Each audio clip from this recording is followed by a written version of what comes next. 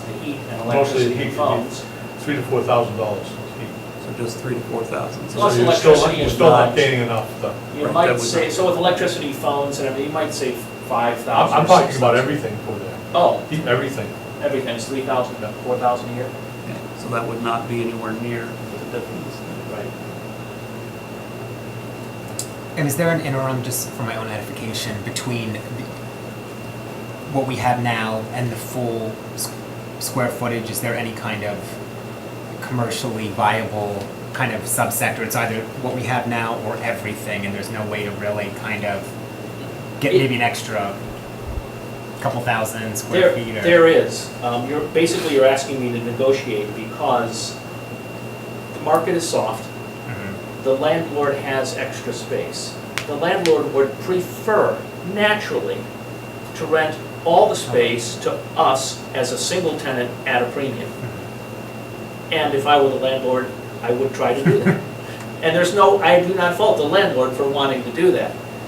There is an opportunity for us, I think, to rent less than the 100 square feet that he proposes. And we may not need, frankly, we don't need that much space. But he may not be inclined. I think there is a way to demise the space that's available to produce some savings to the town, but it comes at the expense of the landlord who won't be able to rent everything. Sure. Has anybody talked to Larry? What's the likelihood of getting a temporary already occupancy said in it. East Templeton? A year ago, we already said it, we knew people were gonna go there. I have the, I think we've asked him to look at it again, and I think he's doing his homework, his due diligence as we speak, and I think there's a likelihood, but we have to be very clear. I don't want anybody painted into a corner. This is temporary occupancy. And it is, as the state building code and as standards imply, temporary. It can be temporary for several years, it can be temporary for many years, but it will never be permanent and it will never be our town hall.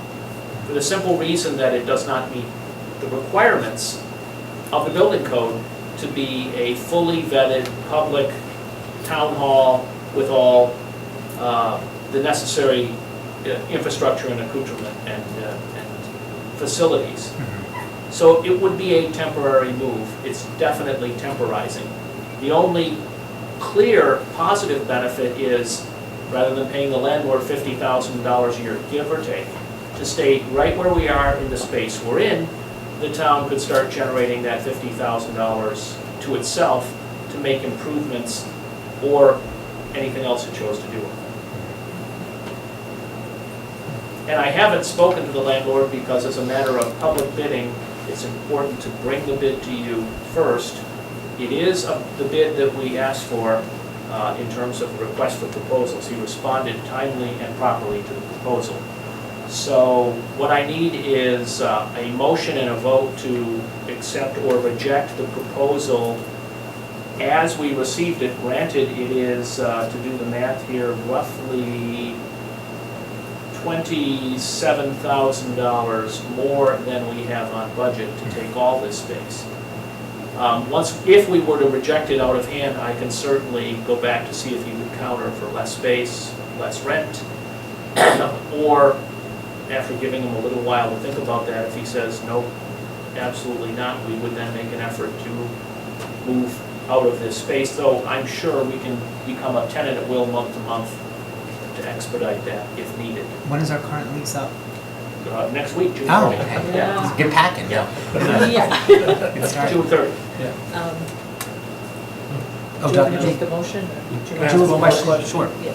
Do we know, you said the new rate was 907? 917. 917. Do we know what our current cost per square footage is? I don't off the top of my head. It's about the same. About I can the do a same. quick calculation for you though, give you a good rough number in just a second.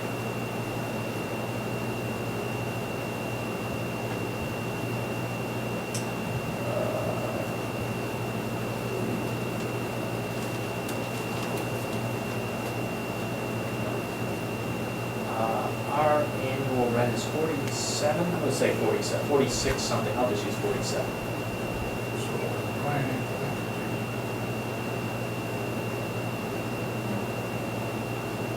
Yeah. It's 892, he's proposing 917. Okay. I'll accept a motion if there's any to be made on this matter. I make a motion to reject the bid as submitted. Is there a second? Yeah, I would second that. Okay, we'll vote. Julie? Yes. Doug? Yes. And I'll vote yes to reject the bid. As written. Yes. Now, do we go out to bid again, or do we just have a To negotiate. I think we should probably make a motion to direct the town coordinator to negotiate with the landlord. So I'll make that motion as well. Can you second that? Okay. We have a motion and a second to direct the town coordinator to negotiate with the current landlord. And we'll vote on that matter. Julie? Yes. Doug? Yes. And I'll vote yes. So authorized. Other than meeting reminders, And what exactly would we like to negotiate? Staying here, moving out? Just get a little guidance in terms of what we're negotiating. More or less, Stay in budget. yeah. Okay, stay with it, to see what we can do within budget, yeah, that's all I need. Okay.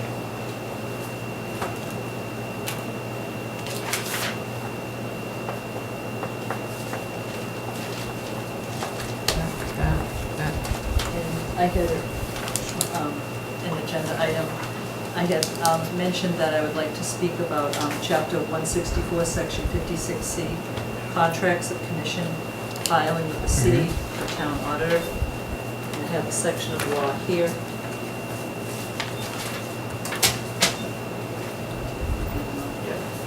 This is for all contracts over $5,000. It's Chapter 164, are supposed to be kept on file with the auditors of the town, and I believe we serve that function. And what I would like to do is to make a request to the Light and Water Department for copies of all contracts over $5,000 so that we can follow the law. Sure. So we have a motion. Is there a second? Is there any discussion? Okay. Can vote. Julie? Yes. Doug? Yes, if I can ask a question? Yes, sure. Yeah. Are we just going to ask for contracts that are currently active, or all contracts they've done? Looks like it should be all contracts that were done.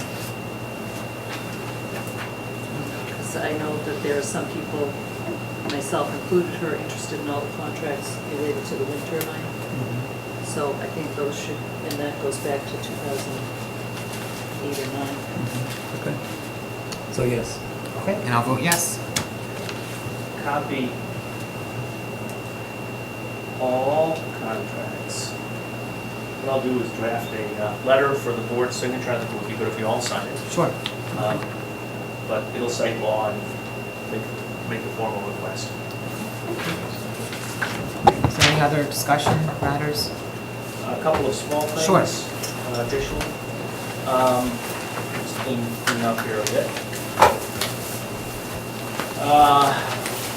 One is that it would be good for the board to take a vote, though it has already been done by the Board of Assessors. Sue Byrne, Deputy Assessor, is now out on short-term disability. She had an unfortunate accident and broken bones. She is making a full recovery, but will be out probably 6 to 10 weeks, somewhere in that range. In the interim, as is our policy, the Board of Assessors, since the employees report to the board, took a vote at their meeting on June 19th to temporarily appoint Luann Royer in an acting capacity by moving her, she's the assistant assessor, from 27 hours per week to 32 hours per week to cover the office hours, so it's 4 8-hour days. And when we do this, when you're working out of grade, you're automatically granted a $1 per hour increase in pay while you're working out of classification. So they voted that, and it has already been made so because the employee is working out of classification, but we'd like the board to observe and/or vote the same, just as a matter of policy. I'll make a vote motion. Second, that. yeah. Okay, we have a second from Doug. Julie? Yes. Doug? Yes. And I'll vote yes. Two last brief items. Our current audit firm, Melanson and Heath, has sent what's called an engagement letter.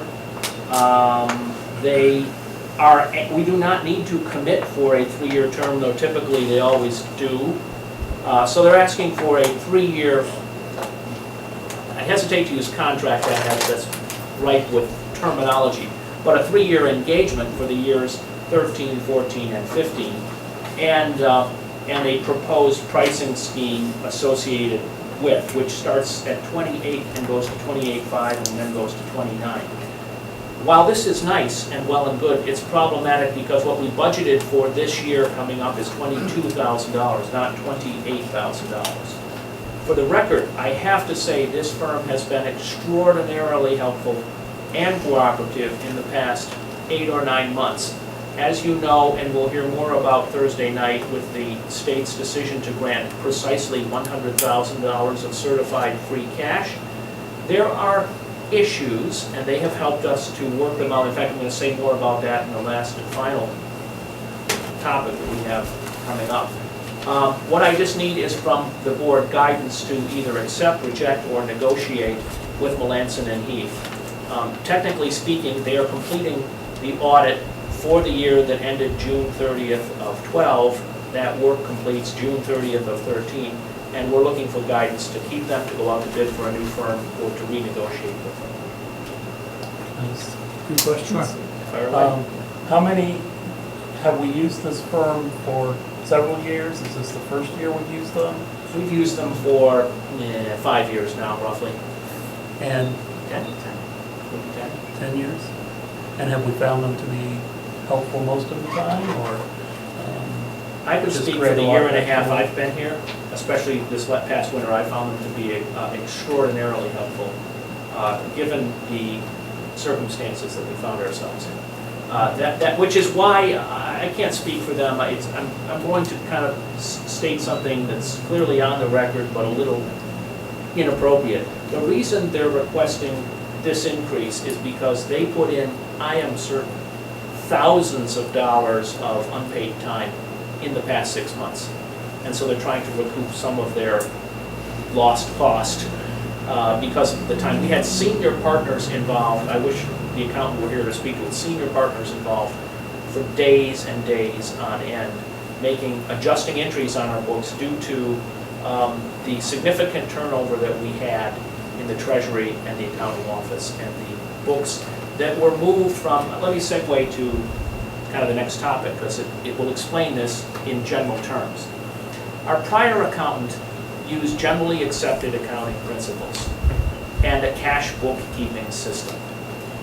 There's nothing wrong with that. It is fine, it is good, it is standard in the private sector. He filed compilation reports with the State Department of Revenue that were accepted at face value as compilation reports. CPAs do this in the private sector, and it's legal and allowable. It is also non-standard.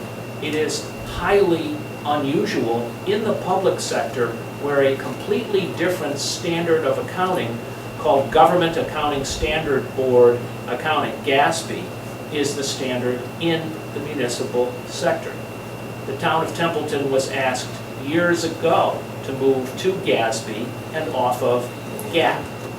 And the town of Templeton, for whatever reason we choose, ignored that request, ignored the advice, ignored the Department of Revenue, when in 2009 they said, make this change. Well, finally we have a new accountant on board. We have procured new software. We are struggling to create a balance sheet that is not based on a compilation report or GAAP accounting, but in fact is based on a balance sheet under the GASB standards. And that's why it's taken literally hours and hours, days of work to compile a new balance sheet for the town on what I will call a municipal standard accounting basis. I'm trying hard not to take shots at anybody here, because they're just different. It's not better, it's not worse. It's like two languages, French and German. You can speak French and be fluent, you can speak German and be fluent. They are different languages. There are words in each language that won't translate into the other language. You can get somebody who speaks both languages and they are a translator. but they're still gonna come up a little short when trying to translate one word into another language. And that is a good analogy for moving from a GAAP basis of accounting to a GASB basis of accounting, which is what we're doing here. And we're moving to a standard which is highly regular in the Commonwealth. I dare say probably of the 351 cities and towns, 325 of them use the GASB standard. The rest of them use some small cash accounting basis, and we are too big to do that. So that's what was behind the many hours of our town accountant and our town auditor's work over the previous months. And it'll allow me to segue to the next question. I'm glad Dan's in the room. We brought in a forensic accountant by the name of Matthew Angel to help us with this process. You may recall a vote we took to give $1,000 of time and energy toward that. He has just about reached the limit. It's been very helpful.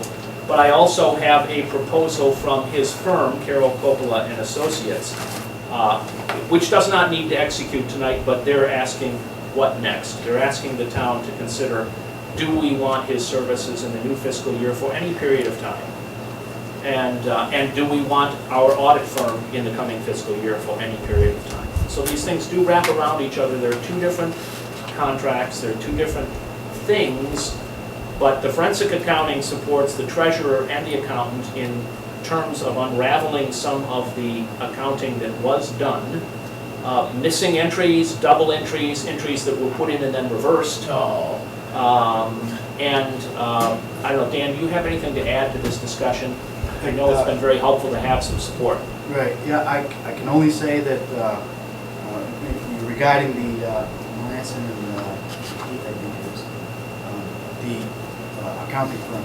I know that they worked weekends because I was looking up information for them on the weekends and we're going back and forth. I know that Fred worked many hours outside of this office trying to resolve the closing of the 2012 books. That gets us through June 30th of 2012. We expect we're going to experience a similar problem because we were using the same process through November of 2012, November 2012, when I arrived. And so that's the reason we want to engage the continued assistance of both the accounting, Nat Angel, the accounting, forensic accountant, and the auditing firm, because they are now familiar with the potential difficulties that we expect to have, at least for the first half of the year. I don't know if that's helpful. Yeah, what Doug was getting to, I don't think it's good practice to ever have an accounting firm for 10 consecutive years. But in this case, I believe it's necessary because we need that follow through. We don't want to get into the same position where we don't set a tax rate until, when is that? Right. March. Okay, we don't want that to happen again. Absolutely. So I think this is money that we need to spend to make sure that that doesn't happen so that we're ensuring cash flow for the town and we can make some progress forward. I also believe the services of Matt Angel are necessary to assist this process so we can close out 13, get that done, certify our free cash correctly so we know we have more than $100,000. But the DOR would only certify $100,000 and straighten that all out. I don't think it's time to look back. I don't know if we can direct the town coordinator to negotiate with Melanson and Heath. I can certainly try. If I may say, at the risk of sounding like we're nickel and diming them, I do believe that what they're asking for is very, very reasonable. And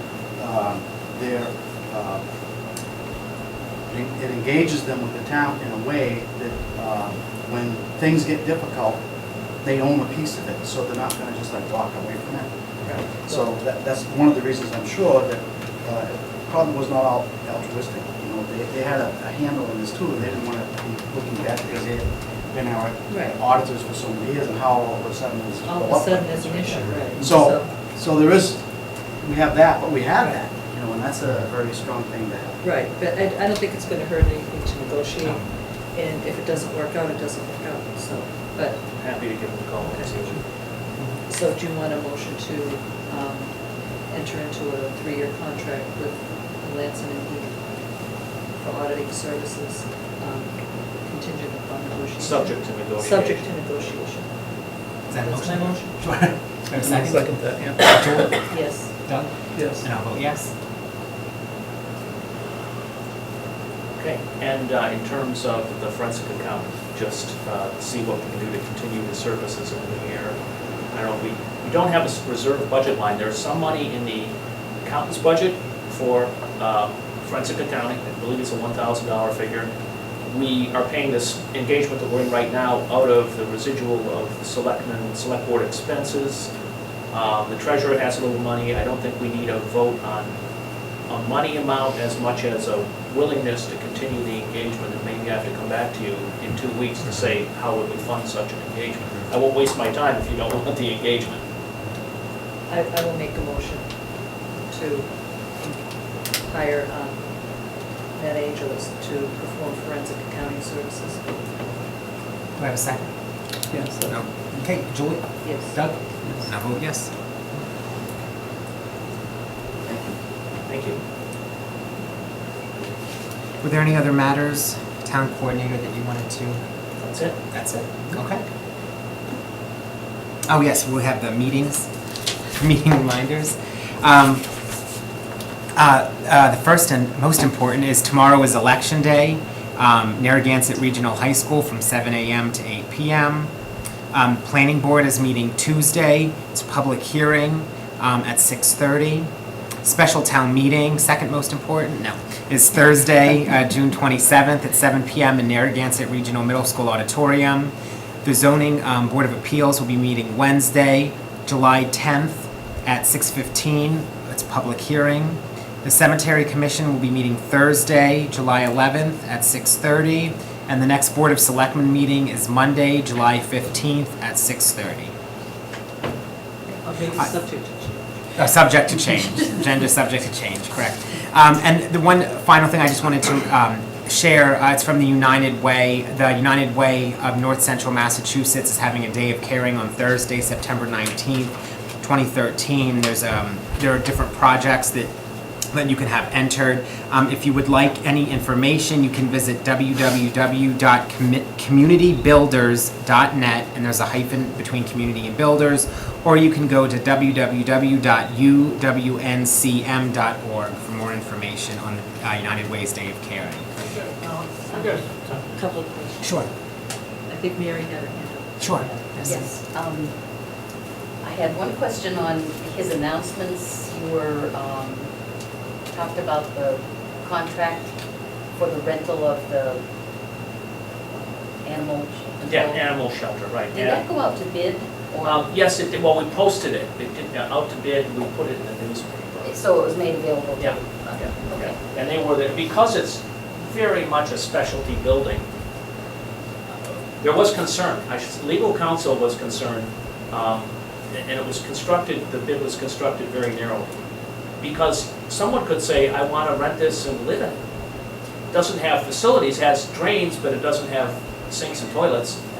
It had a shower to shower animals, but no, so it was constructed in such a way that it all but excluded any alternate use, and they were the only persons that in the area who had any interest in having a shelter. And most important, it's important that people know that this organization, Ahimsa Haven, is a sheltering facility. There is no animal control aspect to this. They will be placing the animals that come into their care and custody. And then my second question is, what's happening with our website? Is it true that the server for the website is disappearing tomorrow and we won't have No, it? actually, the 30th of June.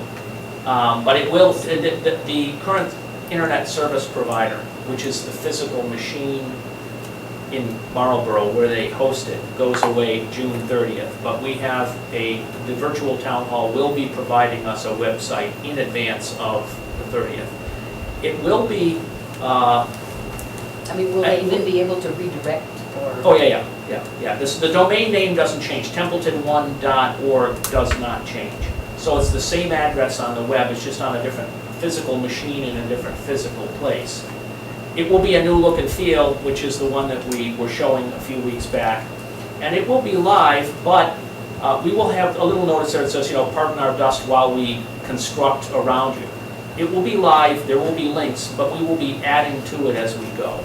So they will take all the information on the current site and move it over there into different formats and, with a different shape and look and feel. But addresses, phone numbers, live links to information will be there. It'll just be a little clumsy for the first month while we continue to build it out, because they want to come and do an interview with each department head about what you want on your page. We'll just put stuff up there, and then each department head will get a chance to modify it as we go forward. So over the summer, it will continue to improve as we build it out. It will be there, however. It's just that everybody The same has address. become so accustomed to going to the website for everything. Exactly. There'll be a calendar, we'll be able to post things to it. It's going to be the detailed information that will ultimately be there that's not there day one. You'll still be able to do your postings, your agendas, your meeting minutes, but it'll get better as we go. If you look at Gardner's site, for instance, they're hosted by the same firm, there's a lot of richness of information, minutes from previous meetings. Well, we'll get around to putting them up eventually. They're just not going to be there the first week. So all the data that's on the old website won't be carried forward? Oh, much of it will. Much of it will be uploaded to the new site. It's just that we have to do it manually. It doesn't automatically go over. So we have those minutes. We will take them off, on a thumb drive and then move them over there and upload them. It's just a matter of time. Yes. I got a question. Is it legal? I understand that the high school students now cannot go to school choice. They're refusing to pay in the town here now. If I got a son, I live in Templeton, he wants to go to Gardner, they won't pay in the town no more. This is told by poor students, and I should have brought the students here. My understanding of the matter is, What's the matter? right, sure, and this is just my understanding, so it's not official. Well, my legal belief is that any action taken in that direction would require a vote of the school committee at like the meeting to make that decision. Is it legal before we get in a jam? That's what I'm saying to you. I got a kid that Oh, I wants see to go what to you're school saying. there, Right. another school. She'll accept school choice here, but our kids can't go no place because we're losing money. Our kid going someplace. That's a good question. I Is a don't, kid to go to Monty Right. Tech going to have a right to go to Monty Tech or not? oh, wait, That's not how school choice. Well, check up to see what's been going on up there. Nobody has. I'll sit there like dummies. I got 5 students I should have brought in the Senate. They were all disturbed today. They're going to vote tomorrow. They said, we ain't going for no override for the school. We can't go to school we want. If I want to go to Monty Tech, I can't go there and they won't pay. right. The Monty Tech is a separate issue outside of school like the choice, so Splendid they'll still have the ability to go there. I know that there were some issues with school choicing just in general, Yeah. because a lot of the schools are filled. So that's what. Oh, that's a poor excuse. They got you Buffalo right now, sir. Okay, well- It's a money game. That's all she wants to play up there. Well, we will. Tell the students that they can't go to another school. You gotta go to live if you got Right. a... Well, I know that legally, they're illegal. not, right, legally, they're not able to do that without, to change the current program of school choice without a vote of the school committee. So that The would be. school committee. School committee would be They the don't have that place. much power. The Yes, school they committee do. owns the That's- state. Every Yeah. June, they're supposed to vote on whether they're going to do school choice or not, which grades, how many slots are going to be available per grade if they decide to vote on school choice. That's how it They'll works. accept them, but they won't let our kids go out. It depends on their school committee. If Gardner votes no school choice, then they're going to close the doors and not accept kids from other towns. We don't control that. These kids live in town. They can go there. What happens in winter when the kids come here? Oh, that's because we voted, the school committee voted to have so many slots open. It doesn't matter where they come from. If they have 5 slots in 6th grade, they can fill them. And if they have 10 kids who want to come in, they do a lottery. That's what they do. And other towns do this as well. That's how it works. So if Gardner decided, hey, we're at capacity, we have too many kids, they're not going to vote school choice because their classes are overcrowded. So other kids can't get in. All right? Monty Tech interviews kids to go there. It's tough to get into Monty Tech now. It's not the way it used to be. So if your kid doesn't make the cut, they're not going to get into Monty Tech. That's the way it is. there any other questions or concerns? They're gonna keep their grades up. If not, I'll accept a motion to adjourn. So moved. Hey, Julie, second, Julie, Yes. Doug, and I'll vote yes. Thank you everyone for coming. Good job. Our next meeting is the 15th? Yes.